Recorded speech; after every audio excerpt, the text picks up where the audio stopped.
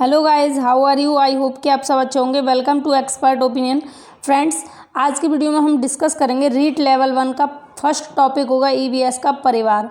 और ये यूनिट 1 है ईवीएस का रीट के लिए। इसको 3 भागों में डिवाइड किया गया। पहला है टॉपिक इसमें परिवार, दूसरा है सामाजिक बुराइयां और तीसरा है वस्त्र एवं आवास। तो आज की वीडियो में हम परिवार को डिस्कस करेंगे यूनिट फर्स्ट से, और इसी तरीके से पूरी सीरीज के साथ में ये पूरी सीरीज रहेगी आपकी रीट की लेवल 1 की, जिसमें हम ईबीएस को डिस्कस करेंगे। वीडियो अगर आपको अच्छी लगे, हेल्पफुल लगे तो लाइक शेयर करना। चैनल फर्स्ट टाइम विजिट करें तो सब्सक्राइब करके नोटिफिकेशन आइकन को भी प्रेस कर लें, जिससे कि चैनल पर जो भी अपडेट हो वो सभी आपको मिलते रहें टाइम पर। तो चलिए वीडियो को स्टार्ट करेंगे। इकाई 1 है परिवार, और इस परिवार को हम 7 पॉइंट के थ्रू समझ सकते हैं। परिवार को कौन कौन से 7 बिंदुओं के थ्रू समझ सकते हैं। परिवार का परिचय, परिवार का अर्थ, परिवार की परिभाषाएं, परिवार की विशेषताएं, परिवार के प्रकार और परिवार का विघटन। और 7वां पॉइंट है आपका आपसी संबंध। सिलेबस में आपके में क्लियर दिया हुआ है कि हमें परिवार पढ़ना है, परिवार के प्रकार पढ़ने हैं, और परिवार के प्रकार में भी रीट लेवल 1 पे आपको 2 ही प्रकार पढ़ने हैं। कौन कौन से? एकांकी परिवार और संयुक्त परिवार। फिर उसके बाद सामाजिक बुराइयों की अगर मैं बात करूं तो इसमें आपको बाल विवाह पढ़ना है, दहेज प्रथा पढ़नी है, बाल श्रम पढ़ना है और चोरी। ये 4 पॉइंट आपको पढ़ने हैं। उसी के साथ में एक दुर्व्यसन नाम का टॉपिक है, दुर्व्यसन या फिर नशा। इसमें आप पढ़ेंगे नशाखोरी, धूम्रपान और व्यक्तिगत, सामाजिक, आर्थिक और दुष्परिणाम किसके? धूम्रपान के और नशाखोरी के। तो आज की वीडियो में हम डिस्कस कर रहे हैं परिवार के बारे में, जिसको हमने इन 7 बिंदुओं में डिवाइड किया है। 7 बिंदुओं में कौन कौन से हैं ये? परिवार का परिचय, परिवार का अर्थ, परिवार की परिभाषाएं, परिवार की विशेषताएं, परिवार के प्रकार, परिवार का विघटन और आपसी संबंध। इन 7 पॉइंट को एक एक करके हम समझेंगे। सबसे पहले परिवार के परिचय की बात करेंगे कि परिवार का परिचय क्या है। और फ्रेंड्स, मैं आपको बता दूं कि परिवार के परिचय में एक क्वेश्चन पूछता है, बहुत फेमस है, कि परिवार किस शब्द से उत्पत्ति हुई, परिवार शब्द की किस शब्द से उत्पत्ति हुई और वह शब्द किस भाषा का है। 2 तरीके से पूछ सकता है। एक तो परिवार लैटिन भाषा के फेमुलस शब्द से बना है, जिसका अर्थ है नौकर या समूह। आपसे पूछ सकता है कि फेमुलस शब्द जिससे परिवार शब्द की उत्पत्ति हुई किस भाषा का है, तो लैटिन भाषा का है। या ये पूछ सकता है कि परिवार शब्द जो है इसकी उत्पत्ति किस शब्द से हुई है, तो फेमुलस शब्द से हुई है।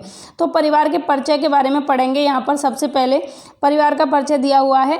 परिवार लैटिन भाषा के फेमुलस शब्द से बना है, जिसका अर्थ है नौकर या समूह। परिवार लैटिन भाषा के किस शब्द से बना है? फेमुलस शब्द से बना है। यहाँ पर दिया भी हुआ है फेमुलस शब्द, जिसका अर्थ क्या बता रखा है? नौकर या समूह बता रखा है, नौकर या समूह। तो आपको ध्यान रखना है परिवार शब्द जो है ये लैटिन भाषा के फेमुलस शब्द से बना है। ये परिवार के परिचय से संबंधित है। क्वेश्चन यहाँ से कई बार पूछा गया है, ध्यान रखना है। इसका अर्थ क्या है? इसका अर्थ पूछ सकता है आपसे कि फेमुलस शब्द का अर्थ क्या है, तो फेमुलस शब्द का अर्थ है नौकर या समूह। तो हमने परिवार के परिचय के बारे में चर्चा की। इसके बाद पॉइंट है परिवार का अर्थ। तो परिवार के अर्थ में हम क्या पढ़ेंगे? देखिए, परिवार का अर्थ वह स्थान जहाँ पर 2 या अधिक भिन्न भिन्न लिंगीय स्वभाव के व्यक्तियों का निवास होता है, उसे क्या कहेंगे? हम परिवार कहेंगे। परिवार के अर्थ में क्या जाना हमने कि वह स्थान, कौन सा स्थान जहाँ 2 या 2 से अधिक भिन्न भिन्न लिंगीय स्वभाव के व्यक्तियों का निवास होता है, उसे परिवार कहते हैं। मान लीजिए किसी जगह पर लेडीज ही लेडीज रहती हैं, यानी कि महिलाएं रहती हैं, तो उसको भी हम परिवार की संज्ञा नहीं देंगे, क्योंकि यहाँ पर सीधा सीधा अर्थ में दे रखा है कि वह स्थान जहाँ पर 2 या अधिक भिन्न भिन्न लिंगीय स्वभाव के व्यक्तियों का निवास होता है, उसे हम परिवार कहते हैं। तो यहाँ पर लिंग, दोनों ही लिंगों का, भिन्न भिन्न लिंगों का होना जरूरी है, तो उसको क्या कहेंगे? हम परिवार कहेंगे। तो हमने जाना परिवार का परिचय और परिवार का अर्थ। इसके बाद में हम क्या जानेंगे? परिवार की परिभाषाएं जानेंगे। ठीक है, आगे बढ़ेंगे। परिवार की परिभाषाएं। परिवार की परिभाषाएं, 2 परिभाषाएं इंपॉर्टेंट हैं, और मैं आपको बता दूं कि प्लेटो के अकॉर्डिंग आपसे पूछ ली गई है रीट लेवल 2 में। तो इस बार ऑगस्ट कॉम्टे की आपसे पूछी जा सकती है। मोस्ट इंपॉर्टेंट है, इनको इंपॉर्टेंट निशान लगा लें। वेरी वेरी इंपॉर्टेंट हैं ये दोनों परिभाषाएं, इसलिए मैंने यहाँ पर दोनों को इंक्लूड किया है। ज़्यादा परिभाषाओं को रटने से बेहतर है कि आप कम चीज़ें पढ़ो, लेकिन ऐसी पढ़ो, ऑथेंटिक पढ़ो, जो एग्जाम में आने लायक हैं उनको पढ़ें। ठीक है, तो परिवार की परिभाषाओं में हमने 2 परिभाषाओं को लिया है। यहाँ पर कौन कौन सी हैं? एक तो ऑगस्ट कॉम्टे की है और एक प्लेटो की है। प्लेटो की जो कि पूछी जा चुकी है, और इस बार पूरे चांसेस हैं ऑगस्ट कॉम्टे की परिभाषा आपसे पूछ ली जाए तो ऑगस्ट कॉम्टे परिवार के बारे में क्या कहते हैं। इन्होंने कहा कि समाज की आधारभूत इकाई परिवार होता है।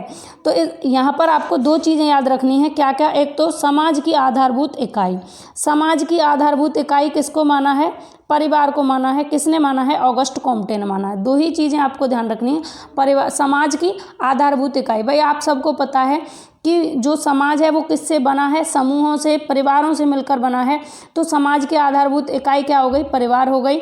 और ये परिभाषा किसने दी, ऑगस्ट कॉम्टे ने दी। ऑगस्ट कॉम्टे जो कि समाज शास्त्र के संस्थापक या जनक कहे जाते हैं, इन्होंने ये परिभाषा दी है कि समाज की आधारभूत इकाई परिवार होता है। और ये जो टॉपिक है, पहला यूनिट जो है ये आपका समाजशास्त्र से ही रिलेटेड है, जिसमें आपको परिवार पढ़ना है, सामाजिक बुराइयां पढ़नी है, वस्त्र, आवास, दुर्व्यसन, ये सारी चीज़ें पढ़नी है। तो ये समाजशास्त्र से रिलेटेड है। तो ये परिभाषा बहुत इंपॉर्टेंट है, पूछी जा सकती है, ध्यान रखना है। समाज की आधारभूत इकाई परिवार होता है, किसने कहा है, ऑगस्ट कॉम्टे ने कहा है। फ्रेंड्स पढ़ना ऐसे है, हमको जो 30/30 का हमारा टारगेट रहे, 30 में से 30 नंबर हम रीट में लेकर आएँ EVS में, ऐसा हमारा टारगेट है। और टॉपिक बाई टॉपिक पढ़ेंगे और एक भी चीज़ आपकी छूटेगी नहीं। जो यहाँ पर दिया हुआ है उसमें से सारा कुछ आपका कवर हो जाएगा। परिवार से रिलेटेड एक नंबर का आपसे पूछा जाएगा और उस एक नंबर को हम छोड़ेंगे नहीं इस वीडियो से ही, ठीक है। नेक्स्ट परिभाषा है प्लेटो के अनुसार। प्लेटो क्या कहते हैं परिवार के संदर्भ में, प्लेटो कहते हैं कि परिवार बालक की प्रथम पाठशाला है। बच्चे की सबसे पहली पाठशाला क्या है, परिवार होता है। तो बालक की प्रथम पाठशाला किसने कहा, परिवार को, प्लेटो ने कहा। दोनों परिभाषाएं आपको याद हो गई होंगी, यहीं पर याद करनी है इसी वीडियो के अंतर्गत। बाद में आपको टाइम मिले ना मिले, इसलिए मेरा उद्देश्य ये है कि आप इस वीडियो के दौरान ही इन दोनों परिभाषाओं को याद करें। ऑगस्ट कॉम्टे कहते हैं कि समाज की आधारभूत इकाई परिवार होता है। प्लेटो कहते हैं कि परिवार बालक की प्रथम पाठशाला है। और ये क्वेश्चन तो सीटेट में भी बहुत बार पूछा जाता है कि बालक की प्रथम पाठशाला क्या है, परिवार है। बालक के प्रथम गुरु कौन होते हैं, तो माता होती है। या बालक का प्राइमरी जो समाजीकरण होता है वो किसके थ्रू होता है, परिवार के थ्रू होता है। और ये बात किसने मान रखी है, प्लेटो ने, कि परिवार बालक की प्रथम पाठशाला है। तो हमने दोनों परिभाषाएं पढ़ी, मोस्ट इंपॉर्टेंट हैं। आगे बढ़ेंगे, अब हम परिवार की विशेषताओं के बारे में चर्चा करेंगे, ठीक है। कौन कौन सी विशेषताएं होती हैं परिवार की, तो परिवार की विशेषताएं दी हुई हैं यहाँ पर, क्या क्या हैं। समाज की आधारभूत इकाई, बालक की प्रथम पाठशाला, देखो दोनों पॉइंट आ गए यहाँ पर कि समाज की आधारभूत इकाई, समाज की आधारभूत इकाई किसने कहा परिवार को, ऑगस्ट कॉम्टे ने। बालक की प्रथम पाठशाला किसने कहा, यहाँ पर प्लेटो ने। तो दोनों चीज़ें यहाँ पर विशेषताओं में भी आपको हेल्प करेंगी और आपको परिभाषाओं में भी हेल्प करेंगी। तो समाज की आधारभूत इकाई परिवार, बालक की प्रथम पाठशाला परिवार, सभी सदस्यों की आय एक साथ जमा होती है, कहाँ पर, परिवार में। तो ये परिवार की विशेषता हो गई कि जितने भी परिवार में मान लीजिए 10 से 12 लोग हैं और सभी अलग अलग आय, मतलब अलग अलग सैलरी लेकर आते हैं, अलग अलग उनकी इनकम है, लेकिन वो इनकम एक ही जगह पर जमा होती है, ये परिवार की विशेषता है। आगे पॉइंट है इसमें परिवार की विशेषताओं में, नेक्स्ट पॉइंट है बच्चों के लालन पालन की जिम्मेदारी माता पिता एवं संरक्षक की होती है। तो बच्चे के लालन पालन की जिम्मेदारी किसकी होगी परिवार में, माता पिता की, या फिर कोई संरक्षक है उनका, उनकी। नेक्स्ट पॉइंट है रक्त संबंधों का होना अनिवार्य नहीं। ये पॉइंट बहुत इंपॉर्टेंट है, ये पूछा जा चुका है और अब भी पूछे जाने के चांसेस हैं, क्योंकि कई बार हम ये ध्यान रख लेते हैं कि जो परिवार होता है उसमें हमारे जो रक्त संबंधी होते हैं वही लोग निवास करते हैं, लेकिन परिवार में रक्त संबंधों का होना आवश्यक नहीं है, अनिवार्य नहीं है। क्योंकि कई बार हम देखते हैं कि जिनके संतान नहीं होती, निसंतान लोग होते हैं, वो बच्चे अडॉप्ट कर लेते हैं, ठीक है, गोद ले लेते हैं दूसरों के बच्चों को। तो क्या उनका रक्त संबंध होता है, नहीं होता, लेकिन वो परिवार का हिस्सा होते हैं। और एक चीज़ और ध्यान रखनी है आपको, जो नौकर होते हैं फैमिली में वो भी परिवार का हिस्सा होते हैं, जबकि उनसे कोई रक्त संबंध नहीं होता। तो ये पॉइंट ध्यान रखना है कि यहाँ पर रक्त संबंधों का होना अनिवार्य नहीं है, ये परिवार की विशेषता है।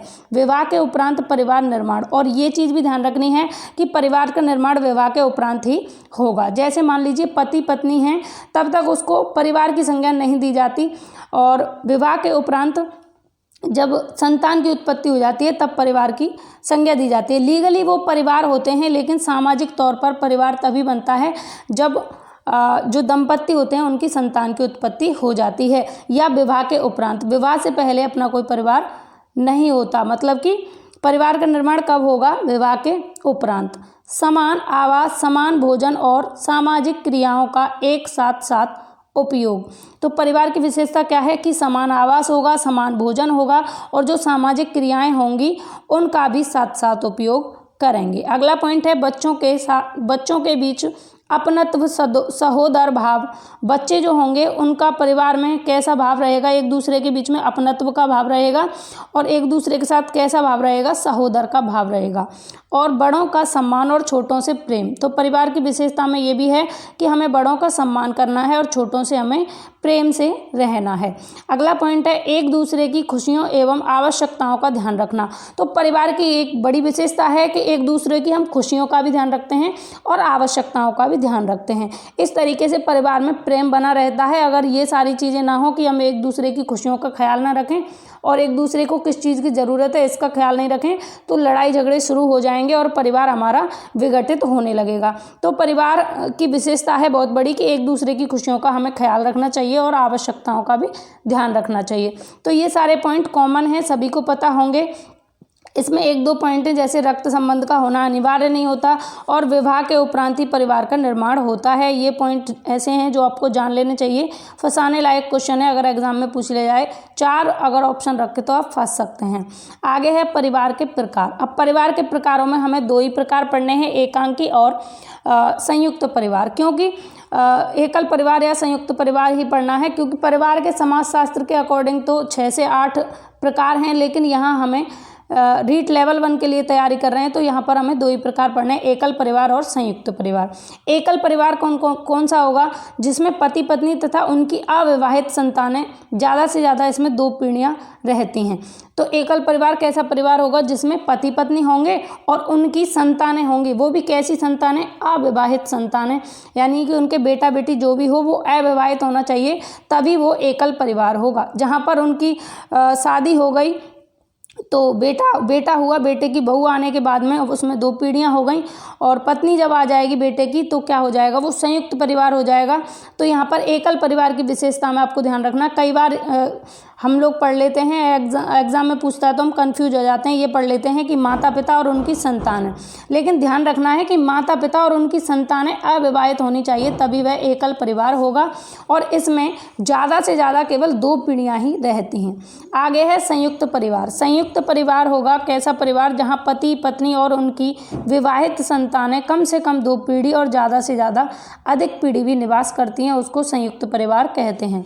संयुक्त परिवार में इतना सा ध्यान रखना है, ज़्यादा जहाँ पर पति पत्नी और उनकी विवाहित संतानें तो संयुक्त परिवार, और पति पत्नी और उनकी अविवाहित संतानें तो कैसा परिवार, एकल परिवार। और फ्रेंड्स जो एकल परिवार होता है उसमें कम सदस्य होते हैं, पति पत्नी होंगे और उनकी अविवाहित संतानें होंगी, तो वहाँ पर किसी चीज़ का अगर निर्णय लेना हो तो बहुत हम इजीली ले लेंगे, बहुत जल्दी निर्णय ले लेंगे। वहीं संयुक्त परिवार बड़ा परिवार होगा जिसमें बहुत सारे लोग होंगे, चाचा चाची दादा दादी बहुत लोग हो सकते हैं, ताई ताऊ जी, तो उसमें हमें निर्णय लेने में टाइम लगेगा। तो इसके लिए मैंने यहाँ पर नोट करके लिखा हुआ है, अगर पूछ ले तो आप आंसर कर देना। निर्णय लेने में जल्दी होती है एकल परिवार में और बच्चे के सर्वांगीण विकास के लिए संयुक्त परिवार सर्वाधिक महत्वपूर्ण होता है। सबसे बेस्ट माना जाता है संयुक्त परिवार को, क्योंकि बच्चे के सर्वांगीण विकास के लिए संयुक्त परिवार सबसे ज़्यादा बेस्ट रहता है। तो संयुक्त परिवार ज़्यादा महत्वपूर्ण रहेगा। और भी बच्चे की जितनी भी इंद्रियां होती हैं, यानी कि सर्वांगीण विकास में सभी चीज़ें आ जाएंगी, बच्चे का सामाजिक, बच्चे का मानसिक, बच्चे का कॉग्निटिव यानी संज्ञानात्मक विकास, सभी तरीके के विकास के लिए सबसे ज़्यादा बेस्ट रहता है कौन सा परिवार, संयुक्त परिवार। ठीक है, तो इतनी बात आपको समझ में आई। हमने यहाँ तक क्या जाना, परिवार का परिचय जाना, परिवार का अर्थ जाना, परिवार की परिभाषाएं जानी और परिवार की विशेषताएं। उसके बाद में हमने परिवार के प्रकारों को भी पढ़ा। अब हम पढ़ेंगे परिवार का विघटन। परिवार का विघटन कैसे होता है, क्या क्या रीजन होते हैं परिवार का विघटन होने में। तो परिवार का विघटन यानी परिवार का अलग अलग होना। कैसे संयुक्त परिवार जो है एकल परिवार में विभाजित हुए। जब प्राचीन समय में हम देखते थे, प्राचीन प्रथा में पहले के टाइम में जब हमारे दादा दादी थे या हमारे पेरेंट्स थे तो उस टाइम में संयुक्त परिवार का बहुत चलन था। लोग एक साथ मिलकर रहा करते थे, चाचा चाची, दादा दादी और भी ताई ताऊ सभी लोग मिलकर रहते थे। लेकिन अब आज के समय में हम बहुत ज़्यादा देखते हैं कि परिवारों का विघटन हो रहा है, परिवार अलग अलग टूटकर बिखर रहे हैं, यानी कि एकांकी परिवार में डिवाइड हो रहे हैं। इसका रीज़न क्या है? तो इसके रीज़न में यहाँ पढ़ेंगे हम स्वतंत्र रहने की इच्छा, लोगों का विलासिता के प्रति जीवन यापन, सदस्यों का आपसी तालमेल ना बनना, शिक्षा का होना, शिक्षित होकर बाहर रहना, परिवार में बाहर के लोगों का हस्तक्षेप, और अगला पॉइंट है निर्धनता ऑब्लिक बेरोजगारी। अब देखो यहाँ पर मैं एक एक पॉइंट को आपको समझाऊंगी। पूरी महाभारत या ग्रंथ में ना लिखकर इन पॉइंट्स को मैं आपको बहुत कम शब्दों में बेहतर तरीके से समझाने का प्रयास करती हूँ। तो स्वतंत्र रहने की इच्छा परिवार के विघटन का एक मोस्ट इम्पॉर्टेंट कारण है, स्वतंत्र रहने की इच्छा। क्योंकि आजकल की पीढ़ी जो है उसको स्वतंत्र रहने की इच्छा है कि अपने हिसाब से जिएं, अपनी लाइफ को बिल्कुल इंडिपेंडेंट रहें, किसी की रोक टोक ना रहे, कोई रुकावट ना रहे। इसलिए स्वतंत्र रहने की इच्छा की वजह से परिवारों का विघटन हो रहा है। लोगों का विलासिता के प्रति जीवन यापन, लोग भौतिकवादी हो रहे हैं, इच्छाएं ऐशो आराम बहुत ज़्यादा बढ़ रहे हैं, तो लोग विलासिता के प्रति बढ़ रहे हैं, इसलिए भी परिवारों का विघटन हो रहा है। तो विलासिता के प्रति जीवन यापन की इच्छा, अपने इच्छा के अनुसार रहना, अच्छे अच्छे शौक ऐशो आराम करना, ये भी परिवार के विघटन का एक कारण है। सदस्यों का आपसी तालमेल न बनना, जो आजकल की पीढ़ी है उनमें बिल्कुल भी सहनशीलता रहती नहीं है, भाई भाई में बिल्कुल भी तालमेल नहीं बैठ पाता, इस वजह से परिवारों का विघटन भी हो रहा है। तो ये भी एक रीज़न है परिवारों के विघटन का, कि परिवार के जो सदस्य हैं उनका आपस में तालमेल नहीं बैठ पाता, एक दूसरे से सामंजस्य नहीं बिठा पाते, समायोजन नहीं कर पाते, जो कि परिवार को तोड़ने में कारगर होता है। अगला पॉइंट है शिक्षा का होना, शिक्षित होकर बाहर रहना। तो शिक्षा का होना भी, शिक्षित होना भी परिवारों के विघटन का एक महत्वपूर्ण बिंदु है। क्योंकि आपने देखा होगा कि पहले लोग कम शिक्षित होते थे तो वो एक साथ परिवार में रहते थे, लेकिन जैसे जैसे शिक्षा का प्रसार हो रहा है वैसे ही परिवारों का विघटन भी देखने को मिल रहा है। क्योंकि कोई व्यक्ति शिक्षित हो जाता है, फिर उसके संतान होती है, तो वो नहीं चाहता कि संयुक्त परिवार में उसे किसी भी तरीके की कोई कमी रहे, तो लोग चाहते हैं कि हम बाहर रहें या अलग रहें, जिससे हमारे बच्चे को अच्छा एटमॉस्फेयर मिले और उसको किसी भी तरीके के उसके विकास में बाधा ना हो। तो शिक्षित होकर लोग बाहर रहने की इच्छा रखते हैं, बाहर रहने की चेष्टा रखते हैं, अपनी फैमिली से अलग रहने की, क्योंकि ज़्यादा लोगों में उनके अच्छे तरीके से संतुलित भोजन और भी बहुत सारी आवश्यकताओं की पूर्ति नहीं हो पाती संयुक्त परिवार की वजह से, और इसलिए शिक्षित लोग अलग रहने की इच्छा रखते हैं, बाहर रहने की, जिस वजह से परिवारों का विघटन होता है। ये भी एक महत्वपूर्ण इम्पोर्टेंट कारक है या कारण है। अगला पॉइंट है परिवार में बाहर के लोगों का हस्तक्षेप। तो परिवार जो होता है उसमें बाहर के लोग अगर हस्तक्षेप करने लगते हैं तब भी परिवार का विघटन हो सकता है। क्योंकि परिवार की जो भी बातें होती हैं, मान लीजिए हमारे परिवार में अगर कोई बात हो रही है तो उस बात को हम अपने परिवार तक ही सीमित रखें, ये ज़रूरी है। क्योंकि जैसे ही बाहर के लोग उसमें हस्तक्षेप करना शुरू कर देंगे तो परिवार का विघटन होना शुरू हो जाएगा। तो बेहतर रहता है कि जो परिवार की बातें हैं, अपनी फैमिली की बातें, अपने घर के सदस्यों तक ही उन बातों को सीमित रखा जाए। अगला पॉइंट है निर्धनता ऑब्लिक बेरोजगारी।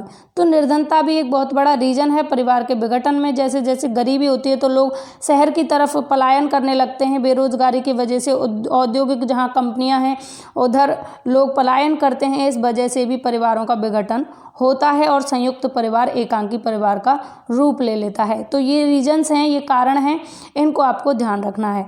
आगे बढ़ेंगे और इसके बाद में हम परिवार में आपसी संबंधों के बारे में चर्चा करेंगे, और उसके बाद आपका ये परिवार टॉपिक जो है इसमें जितना आपसे रीट लेवल 1 में पूछा है, सिलेबस जितना दिया है वो आपका कंप्लीट हो जाएगा। तो परिवार में आपसी संबंधों की अगर बात करें तो परिवार में जितने भी लोग होते हैं उनका आपस में कोई ना कोई संबंध जरूर होता है। जैसे माता पुत्र का, माता पुत्री का, पिता पुत्र का, चाचा दादा चाची, बहन भाई, मामा मामी, यानी परिवार में जितने भी लोग होंगे उनका आपस में कोई ना कोई संबंध जरूर रहेगा। बिना संबंध के कोई परिवार नहीं रहता। और एक चीज़ ध्यान रखनी है आपसे, अगर पूछ लिया जाए कि किसी परिवार में पति पत्नी उनके बच्चे और नौकर निवास करते हैं तो वो कैसा परिवार है, तो वो भी एकांकी परिवार होगा, उसको संयुक्त परिवार की संज्ञा नहीं देंगे। अगर अविवाहित संतानें निवास करती हैं तो वो एकांकी परिवार होगा, क्योंकि नौकर को परिवार की संज्ञा दी गई है, परिवार का सदस्य माना गया नौकर को, तो एकांकी परिवार के अंतर्गत ही आएगा। क्योंकि यहाँ पर परिवारों का जो विभाजन है वो लोगों की संख्या के आधार पर नहीं किया गया है, बल्कि उनकी जो लोग रह रहे हैं वो किस तरीके के, उनकी क्वालिटी के अकॉर्डिंग विभाजन किया गया है, तो आपको ध्यान रखना है। तो फ्रेंड्स, ये था आपका परिवार टॉपिक, और इसका मैं आपको एक बार फास्ट रिवीजन करा देती हूँ। परिवार का परिचय। परिवार का परिचय, परिवार लैटिन भाषा के फैमुलस शब्द से बना है जिसका अर्थ है नौकर या समूह। उसके बाद हमने पढ़ा था परिवार का अर्थ। परिवार वह स्थान होता है जहाँ दो या दो से अधिक भिन्न भिन्न लिंगीय स्वभाव के व्यक्ति निवास करते हैं, उसको हम परिवार कहते हैं। यानी कि अलग अलग लिंगों वाले लोग जहाँ पर रहते हैं उसको परिवार कहते हैं। परिवार की परिभाषाओं में मैंने आपको दो परिभाषाएं बताई थी, ऑगस्ट कॉम्टे और प्लेटो के अनुसार। ऑगस्ट कॉम्टे कहते हैं कि समाज की आधारभूत इकाई परिवार होती है, और प्लेटो कहते हैं कि बालक की प्रथम पाठशाला परिवार होता है।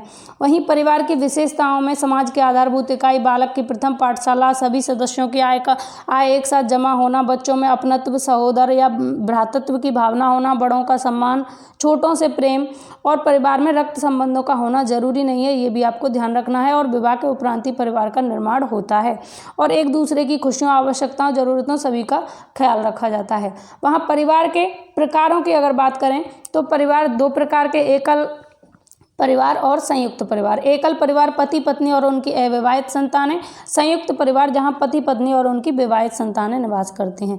परिवार के विघटन में हमने पढ़ा स्वतंत्र रहने की इच्छा, परिवार में लोगों का हस्तक्षेप, जो बाहर के लोग हैं उनका हस्तक्षेप, निर्धनता, बेरोजगारी, शिक्षित होना लोगों का, और सदस्यों का आपस में सामंजस्य न बैठ पाना, लोगों का विलासिता के प्रति आकर्षित होना। और उसके बाद में 7वां पॉइंट है आपसी संबंध, की परिवार के लोगों में आपस में एक दूसरे से कोई ना कोई संबंध जरूर होता है। जो परिवार में लोग होंगे उनका संबंध जरूर होगा। कोई बाहर का व्यक्ति परिवार का हिस्सा तभी होगा जब उसका परिवार से कोई संबंध होगा। तो आज के टॉपिक में हमने डिस्कस किया परिवार, जो कि रीट लेवल 1 का आपका सिलेबस के अकॉर्डिंग एक टॉपिक था, और इसके बाद में हम नेक्स्ट क्लास में डिस्कस करेंगे सामाजिक बुराइयां। ठीक है, तो फ्रेंड्स, आपको वीडियो अगर पसंद आई हो, हेल्पफुल लगी हो, इम्पोर्टेंट लगी हो कोई भी चीज़, तो प्लीज़ एक लाइक ज़रूर कर दें। आप लोग लाइक नहीं करते, आपके लाइक से हमें मोटिवेशन मिलता है। लाइक शेयर ज़रूर करें, और चैनल फर्स्ट टाइम विजिट किया और अभी तक सब्सक्राइब अगर नहीं किया है तो सब्सक्राइब कर लें, ताकि आने वाली जो भी वीडियोस हो उसकी नोटिफिकेशन आपको मिलती रहे। इस सीरीज़ में मैं बहुत अच्छा डेटा आपके लिए लेकर आऊँगी, और रीट लेवल 1 की पूरी कंप्लीट तैयारी यहाँ पर EBS की मैं कराने वाली हूँ इस सीरीज़ में। बाकी का रीट का पूरा सिलेबस यहाँ पर हम डिस्कस करेंगे, तो बने रहिए एक्सपर्ट ओपिनियन के साथ में। मिलेंगे नेक्स्ट वीडियो में। Bye bye, take care, have a nice day.